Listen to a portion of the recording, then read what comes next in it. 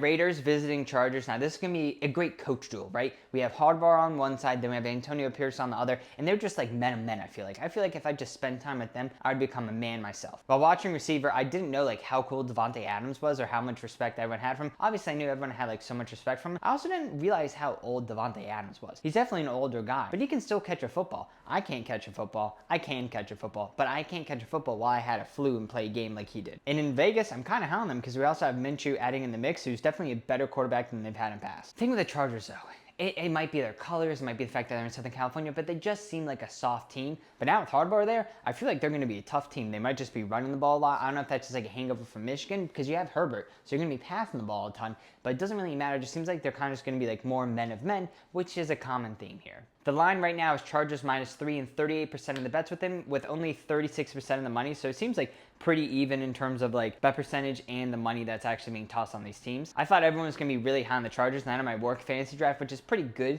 as an indicator to be like, hey, where does everyone think, like, where's the public at? And they were very, very low on the Chargers, everyone I spoke to. So that was definitely shocking for myself. So I guess that explains why there's so much bet percentage on the Raiders, because I guess people are backing the Raiders in this spot, which I would have never guessed. I guess that's just life. So putting this into the effective formula, I want to give a point to each coach because I respect them that much. But with that being said, Harbaugh did live out of an RV for, I think it was like the entire summer or a couple months in Huntington Beach, which I really respect. The fact that you have enough money that you can definitely buy as many houses as you want, be like, you know what, I still got to live in an RV anyway. That's a tough man right there. So I'm gonna give a half point over to the Chargers. But the thing is that you're playing against Minshew Magic, and I think he lived out of a van in Florida, so I'm gonna give 0.3 back to the Raiders. Another fun story that did come out of the Charger training camp is that Herbert got stuck in an elevator, and Harbaugh was like, wow, I don't know what the direct quote was. I'm not a quote guy, but he was like, man, he was really tough for staying in that elevator. And elevators are scary, and I imagine if he's saying that he was very tough, that he didn't cry in the elevator. If I was stuck in the elevator, I would immediately have to pick a pee corner and then start crying. It's pretty simple. It's just my life. So I respect the fact that he didn't cry in the elevator, so I'm going to give a full point to the Chargers. So that being said, I'm going to give a 1.2 point edge to the Chargers. I think they'll win the game by 5 points or more.